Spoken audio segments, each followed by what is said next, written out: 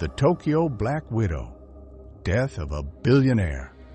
Executive summary: in the glittering high-rises of Tokyo and the exclusive neighborhoods of Wakayama Prefecture, I uncovered one of Japan's most sensational murder cases in recent history. My name is Detective Sherman, and this is the story of a self-made billionaire's shocking demise. Kenji Takahashi built an empire from nothing, a man who famously claimed to have spent billions on thousands of beautiful women throughout his life. At 77, he married Miko Yamada, a stunning 22-year-old former model with a hidden past. Just 3 months into their marriage, Takahashi was found dead, naked on his sofa, with lethal stimulants in his system. The investigation revealed a web of deception. A woman motivated by desperation when Takahashi discovered her true identity as a former adult film star and threatened divorce. Security footage, computer searches for how to buy stimulants and murder, connections to drug dealers, and suspicious behavior following his death all pointed to Miko. Her swift moves to claim his fortune, transferring hundreds of thousands of dollars and attempting to liquidate assets, painted the picture of a calculated Black Widow. For 3 years, the case seemed cold until breakthrough evidence finally led to Miko's arrest in 2021. This is not just a story about murder, it's about the vulnerability of wealth, the dangerous intersection of love and greed, and how even the shrewdest businessmen can be blinded when it comes to matters of the heart. Disclaimer: this is based on a true story. Names and some details have been changed to protect identities. This content is intended for mature audiences 18. The events depicted involve criminal activity and should never be imitated. Viewer discretion is advised. The case begins. If you're new here, I'm Detective Sherman, and this cold, rainy evening in Tokyo marks the start of what would become one of my most notorious cases. Before we dive in, take a second to hit that subscribe button. I bring you the most fascinating true crime cases from around the world, analyzed with the precision only a detective with my experience can offer. The call came in on May 24th, 2018 at precisely 10:07 p.m. as I was finishing up paperwork from another case. Tokyo PD requested international consultation on what was already shaping up to be a high-profile death. Kenji Takahashi, 77, self-made billionaire, found dead in his luxury villa. I arrived in Tokyo the next morning, the spring air heavy with humidity, as I pulled up to Takahashi's estate in Wakayama Prefecture. Rain tapped against the windows of the police-issued sedan as I reviewed the preliminary file. The victim's estimated time of death: between 7 and 10 p.m. the previous evening. The rain seemed fitting for what I was about to encounter. Detective Sherman, thank you for coming so quickly, said Captain Tanaka of the Tokyo Metropolitan Police as we shook hands at the estate's entrance. This one's already causing a media frenzy. The victim's 2-story villa stood imposing against the misty backdrop of Japanese pines. 8 security cameras monitored the perimeter, and a perfectly manicured garden surrounded the property. What do we know so far? I asked, flipping through my notepad. Victim is Kenji Takahashi, 77, found naked on his sofa upstairs. No external injuries. Autopsy revealed acute circulatory failure caused by a lethal dose of stimulants. The interesting part: Takahashi wasn't known to use drugs. No stimulants found on the premises during our initial search. I nodded slowly, taking in the scene. Who found the body? His wife, Miko Yamada. She's 22 years old. They married just 3 months ago. I raised an eyebrow. That's quite an age gap. 55 years to be exact, said Tanaka. She's waiting inside for questioning, along with the family butler, Hiroshi Sato. They were the only people in the house at the time of death. As we stepped inside the villa, the opulence was staggering. Marble floors, priceless artwork, and furniture that probably cost more than what I'd make in a decade. The house smelled of expensive cologne and something else, the distinct sterility of death. This way, Tanaka led me to a sitting room where a young woman sat perched on the edge of a white leather sofa. She wore a black dress, her hair pulled back in a perfect bun, not a strand out of place. Despite the circumstances, her makeup was flawless, her posture rigid. Mrs. Takahashi, this is Detective Sherman, a consultant on the case. Tanaka introduced me. She nodded slightly, her eyes revealing nothing. I've already told the police everything I know. I understand, but I'd appreciate hearing it directly from you, I said, sitting across from her. Can you walk me through last night? She sighed, almost imperceptibly. Kenji and I were watching sumo wrestling in bed. Around 8 p.m., Hiroshi called up that dinner was ready.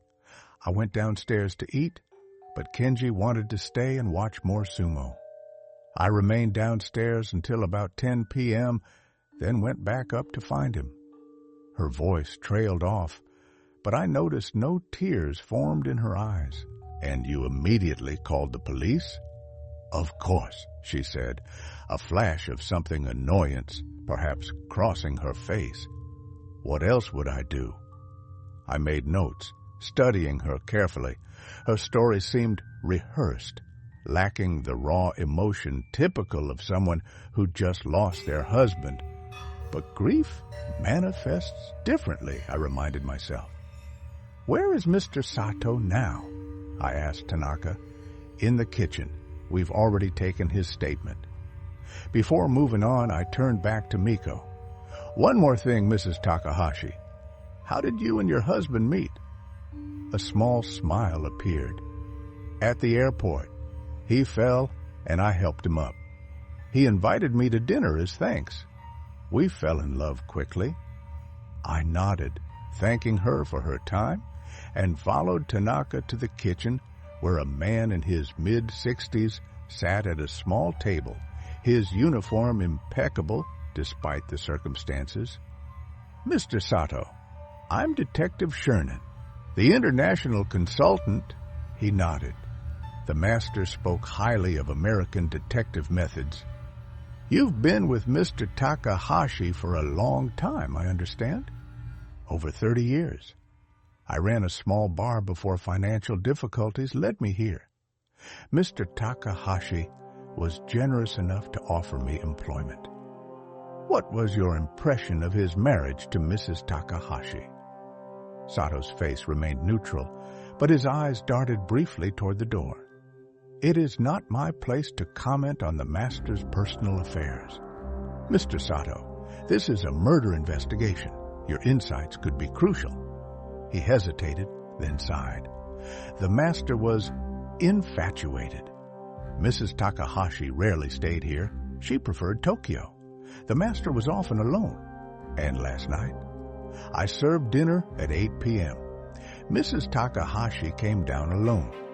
Mr. Takahashi remained upstairs. I last saw him alive when I brought tea to his room around 7:30 p.m. I thanked him and followed Tanaka upstairs to the scene of death. The master bedroom was spacious, with floor-to-ceiling windows overlooking the gardens. A large plasma TV still mounted on the wall, switched off. Adjacent to the bedroom was a sitting area where chalk outlines marked where Takahashi's body had been found on a leather sofa. The body's at the morgue? I asked, squatting to examine the sofa. Yes. Full toxicology confirmed a lethal dose of methamphetamine in his system. No needle marks, though. We believe it was administered orally, possibly in a drink. I stood, walking slowly around the room. Did you check the security footage? 8 external cameras, nothing unusual. No visitors that evening. What about the dog? I asked, remembering a detail from the file. Tanaka looked surprised. You know about the dog already? The file mentioned it died recently. Suspicious timing, no? Very. Takahashi's prized Akita died on May 6th, just 18 days before him. We've exhumed the animal's remains for testing, but preliminary results show no stimulants. I nodded thoughtfully. Tell me about Takahashi, his background. As Tanaka spoke, I could see the rag storage's story unfold before me. A poor boy from Wakayama who built an empire through sheer determination, starting with selling condoms to entertainment districts, investing in stocks, then real estate, liquor, and finance. He was infamous for his relationships with women, Tanaka added. He published memoirs bragging about spending billions on thousands of women. The title translated roughly to The Man Who Bought 4,000 Beautiful Women. And yet, he married Miko, I mused. Yes, despite warnings from friends and associates. The age difference raised many eyebrows. As we continued to examine the scene, I couldn't shake the feeling that this was no typical case of a gold digger targeting a wealthy older man. The method was too sophisticated, the timing too convenient. I need to see his financial records, any recent changes to his will, and I want interviews with his friends and business associates, I told Tanaka. Also, get me everything you have on Miko Yamada's background. You suspect her already? Tanaka asked. In my experience, Captain, when a wealthy man dies suddenly, the first question is always, who benefits? Let's find out if Mrs. Takahashi had motives beyond the obvious. Walking back downstairs, I passed Miko in the hallway. Our eyes met briefly, and I caught something in her gaze, not grief, not fear, but calculation. She was assessing me just as I was assessing her. I'm sorry for your loss, Mrs. Takahashi, I said. Thank you, Detective, she replied coolly. Will you be staying in Japan long? As long as it takes, I answered. Truth has a way of surfacing, no matter how deep it's buried.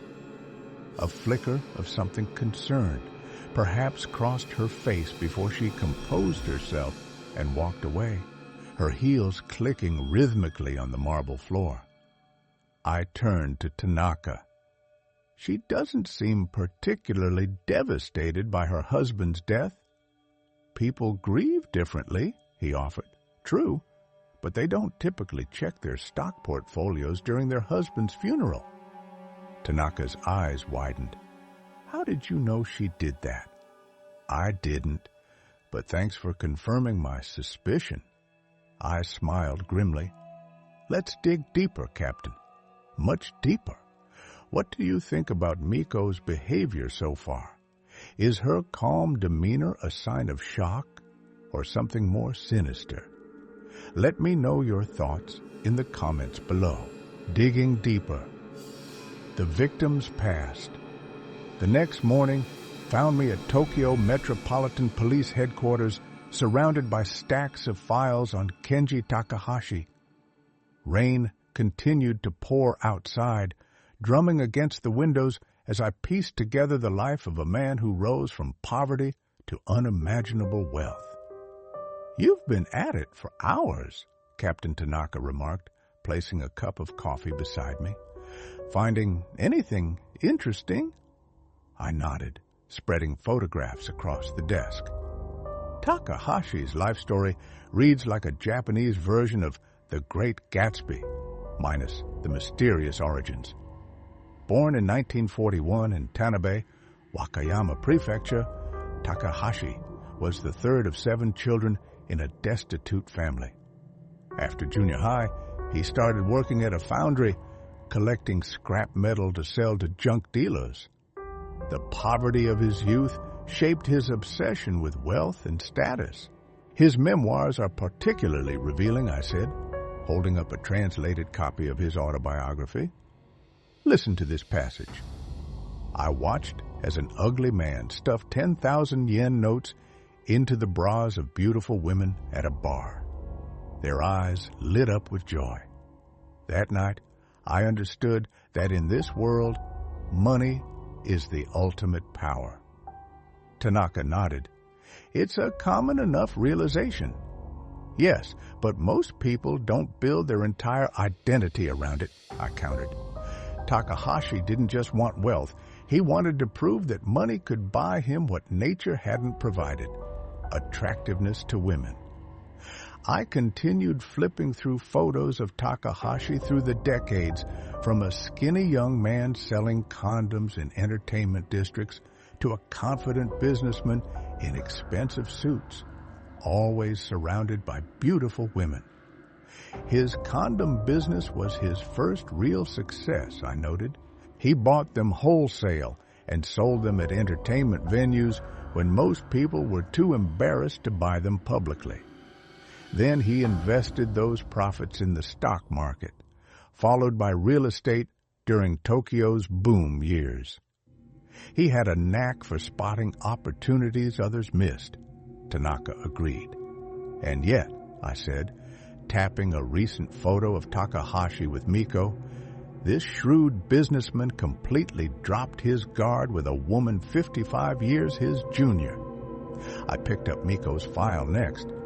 The background check revealed details that hadn't been public knowledge during her marriage to Takahashi.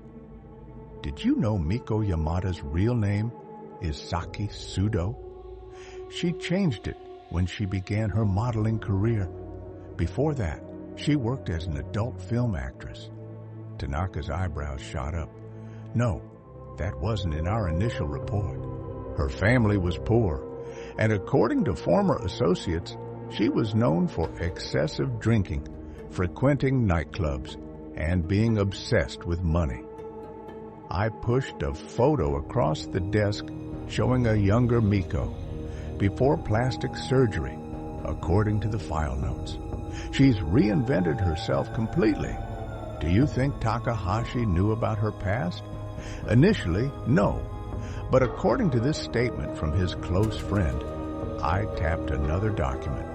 Someone eventually showed Takahashi photos of Miko before her plastic surgery and evidence of her background in adult films. Takahashi was furious, especially when he learned their chance meeting at the airport was staged. Staged how?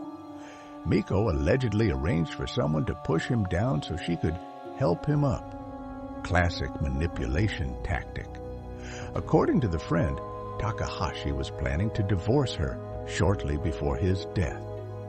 Tanaka whistled low. That's certainly a motive,